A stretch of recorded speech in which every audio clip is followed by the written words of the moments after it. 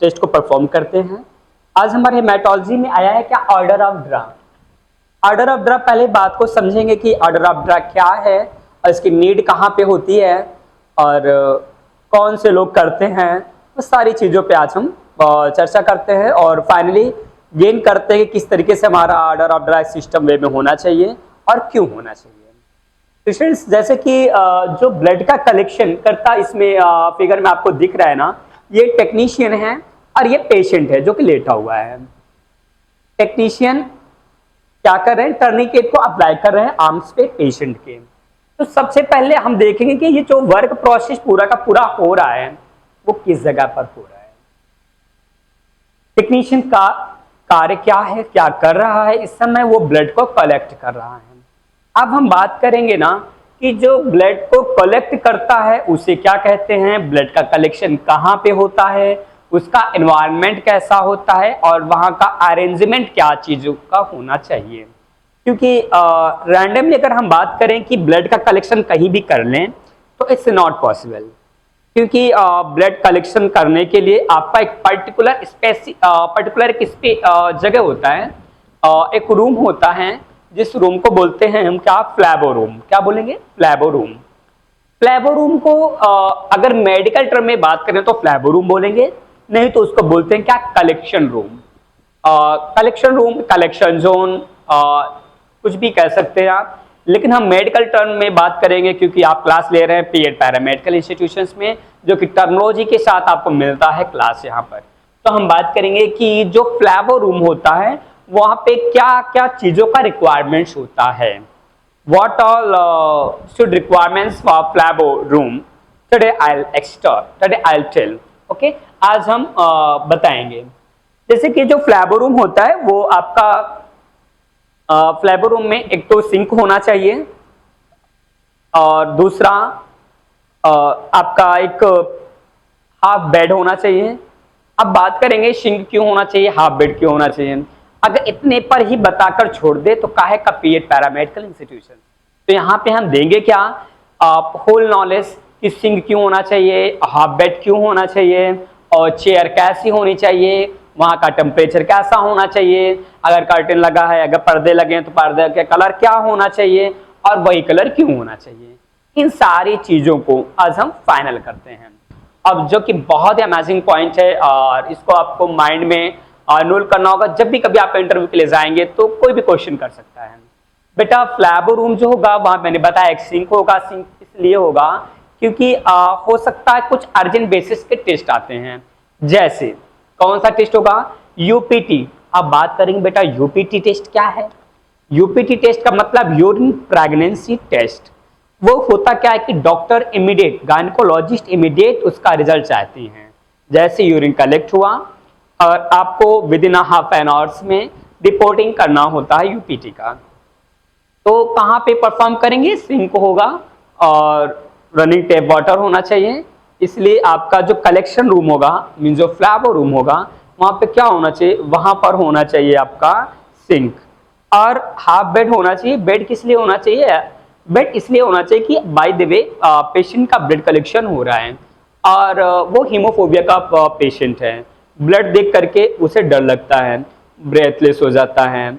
इस तरह के सरकमटेंसेस बनने पर क्या होगा कि पेशेंट को उस पर हम कंफर्ट जोन में लिटा सकें, इसलिए वहाँ पे हाफ बेड का होना जरूरी है। और फिर हम बात करेंगे कि टेम्परेचर मेंटेन होना चाहिए। रीजन क्या होता है कि पेशेंट और इस पेशेंट का स्पेसिमेन, जिन चीज का हम कलेक्शन करते हैं टेस्ट को परफॉर्म करने के लिए, उसको अप्रोप्रिएट टेम्परेचर मेंटेन करना होता है, इसलिए वहाँ का टेम्परेचर भी मेंटेन होना चाहिए। और साथ में जो चेयर होना चाहिए वो ऐसे रैंडमली किसी तरह नहीं होना चाहिए, कुछ इस तरीके से चेयर वहाँ पर होनी चाहिए जिससे अब इस पोजीशन में पेशेंट बैठेगा। अगर हम बात करें बेटा पेशेंट को बैठने का पोजीशन जो होगा, कह सकते हैं आप फाउलर पोजीशन होगा। फाउलर में भी अपर होता है, लोअर होता है, मिड होता है। तो आप समझिए कि फाउलर पोजीशन होगा 45 नियर अबाउट वो बैठेगा। तो वहां पे फिर आपको ब्लड कलेक्शन पेशेंट का करना होगा। अब होता क्या है कि रैंडमली अगर आप कहीं भी देखेंगे तो नॉर्मल चेयर पे पेशेंट को बैठा करके ब्लड कलेक्ट करना ये आइडियल वे नहीं है, और कहीं ना कहीं अगर इंस्पेक्शन की टीम आती है तो वहाँ पे एनसी लग सकती है। तो इंस्पेक्शन का जो मानक होता है, जिसका एज पर गाइडलाइन मैटर बात करें तो कुछ इस तरह से होता है जो मैं आपको बता रहा हूँ।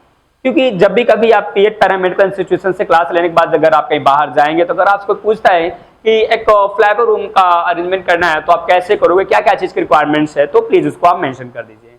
कुछ टाइम पे आपको सब कुछ A to Z लिखना पड़ेगा।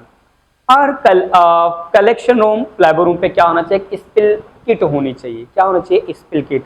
कोई फ्लूइड्स हमारा गिर जाता है उसे हम साफ कैसे करेंगे, ये स्पिल मैनेजमेंट कहलाएगा। इसको कभी हम नेक्स्ट क्लास में देंगे। अभी के लिए इतना समझ कर चलो आपकी क्या क्या चीज़ें एक फ्लैवर रूम पे होना चाहिए। तो क्या है, मैंने बताया कि कुछ इस तरह से चेयर होगा, जिस तरह से आप फिगर में देख रहे हैं। ये पेशेंट है, पेशेंट को क्या करेंगे, टर्निकेट अप्लाई कर रहे हैं। टर्निकेट अप्लाई करने के बाद में ब्लड का कलेक्शन करेंगे।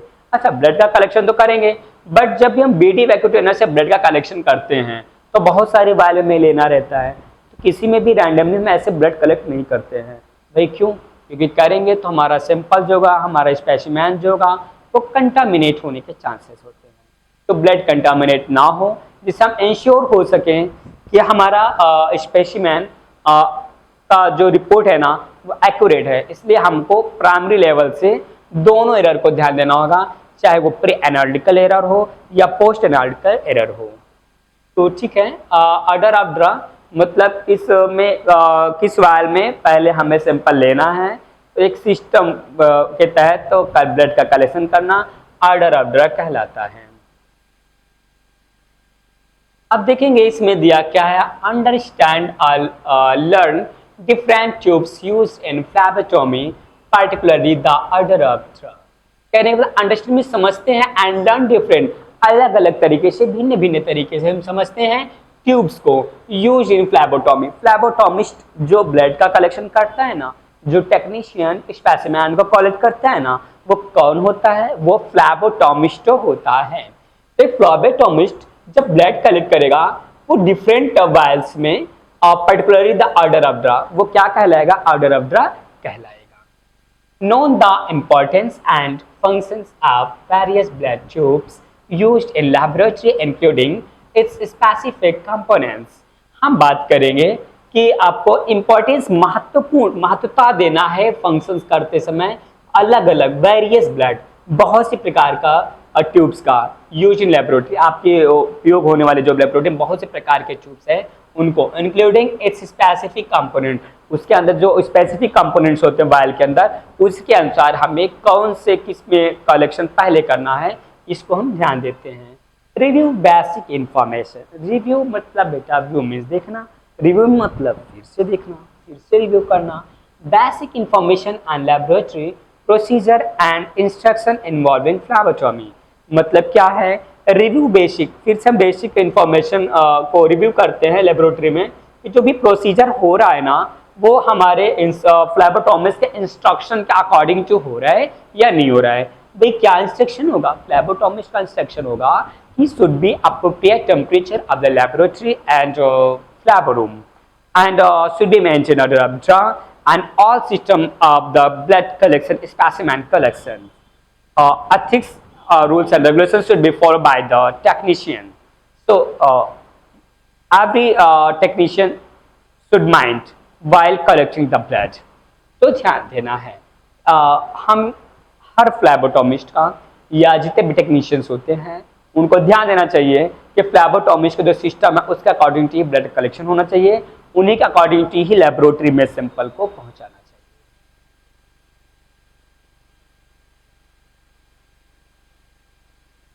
सबसे पहले देखेंगे वेन पंक्चर। क्या देखेंगे, वेन पंक्चर। वेन पंक्चर मतलब क्या है कि स्पेसिफिक आपके आर्म्स का वेन होगा। अब वेन भाई कौन कौन सा हो सकता है, सिफालिक हो सकता है, वेसालिक हो सकता है, मेड एंट्यूबाइटल हो सकता है। कोई भी वेन को पंक्चर करके जो ब्लड को कलेक्ट करेंगे, vein puncture also known as a phlebotomist extraction of blood ना। तो यहाँ पे क्या होगा, evacuated tube system. Evacuated tube system जो होगा उसमें क्या होता है, वैक्यूम होता है। Tubes are filled with chemical substance. जो ट्यूब होता है वो फिल्ड होता है, किससे फिल्ड होता है बेटा, chemical substances together with air vacuum and sealed। मतलब वो उसमें वैक्यूम होता है, वो पूरी तरह से सील्ड होता है। भाई सील्ड क्यों होता है? अगर सील्ड नहीं होगा तो वैक्यूम होगा ही नहीं, क्योंकि अगर वैक्यूम नहीं होगा तो फिर वो अड्राब्डा पूरा सिस्टम फॉलो नहीं हो पाएगा। क्योंकि अगर वैक्यूम होगा ना, जितना वैक्यूम होगा वायल में उसी के अकॉर्डिंग टू ब्लड का फ्लो होगा। ड्रॉन जब ब्लड निकलेगा ना तो उसी के गति के अनुसार ही निकलता है। They vary in shape, size and colour. वे अलग अलग और बहुत से शेप्स, साइज और कलर के वायल होते हैं। Different colour different colors correspond to various adaptives and specific functions in the laboratory। जो अलग अलग कलर होते हैं अलग अलग चीज़ों के लिए रिस्पॉन्सिबल होते हैं। फिर हम बात करेंगे, अब जो हम ब्लड को कलेक्ट करते हैं ना वो टू टाइप्स होंगे। एक तो होगा उसमें प्लाज्मा, दूसरा होगा सीरम। पहले हम बात करेंगे बेटा प्लाज्मा का वर्क क्या होता है ब्लड में।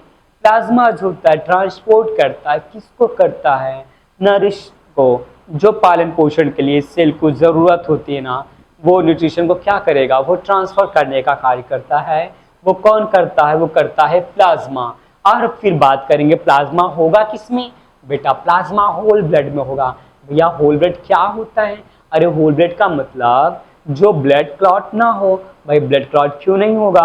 अगर बॉडी के अंदर है तो ड्यू टू नेचुरल हेपेरिन की वजह से ब्लड क्लॉट नहीं होता है, तो होल ब्लड होता है। और जब बाहर आ जाएगा तो क्लॉट तो ऑब्वियस सी बात है हो जाएगा। तो उसमें क्या होगा? हम एंटीकोगुलेंट से मिक्स करेंगे जिससे कि हमारा whole blood same as it is maintain बना रहे। तो जब उसको सेंट्रीफ्यूज करेंगे तो कुछ इस तरीके से वायल में इजिटी कलर की वायल में होगा हैज एंटीकोगुलेंट, मतलब एंटीकोगुलेंट है, हैज क्लॉटिंग फैक्टर, इसके अंदर क्लॉटिंग फैक्टर है, हैज फाइब्रिनोजन। जो बफे कोट होता है बेटा ना वो किसका बना होता है? फाइब्रिनोजन का बना होता है। और जो नीचे से एडमेंट पार्ट होता है वो क्या होता है? वो आरबीसी होता है। और आगे हम बात करेंगे सीरम। सीरम में क्या रहेगा देख पा रहे हैं आप? दूसरा यहाँ पर नो एंटीकोगुलेंट, किसी तरीके से कोई एंटीकोगुलेंट प्रेजेंट नहीं होता। और बात करेंगे नो क्लॉटिंग फैक्टर, कोई क्लॉटिंग फैक्टर नहीं होता। भैया क्यों क्लॉटिंग फैक्टर नहीं होगा? अगर क्लॉटिंग फैक्टर होता तो आपका ये ब्लड जो है यहाँ पे पूरी तरीके से होल ब्लड में होता। क्लॉटिंग फैक्टर यहाँ पे नहीं है, एब्सेंस है। और नो फाइब्रिनोजन, कोई फाइब्रिनोजन नहीं होगा, क्योंकि मैंने बताया बफे कोट में आपका फाइब्रिनोजन देखने को मिलता है जो कि होल ब्लड में होता है। कहाँ पे? प्लाज्मा और आरबीसी के मिड पे। ओके, फिर हम बात करेंगे यहाँ पे आपका सीरम। और लास्ट में जो दिखता है ना सेडिमेंट पार्ट वो होता है आरबीसी, जिसे कहते हैं रेड ब्लड कॉर्पस्कल्स। तो ये राबिता मैंने बताया कि जो ब्लड आप कलेक्ट करते हैं होल ब्लड और एसएसटी ट्यूब में, दोनों में डिफरेंस क्या होगा। So thank you for the class, best of luck, have a nice time.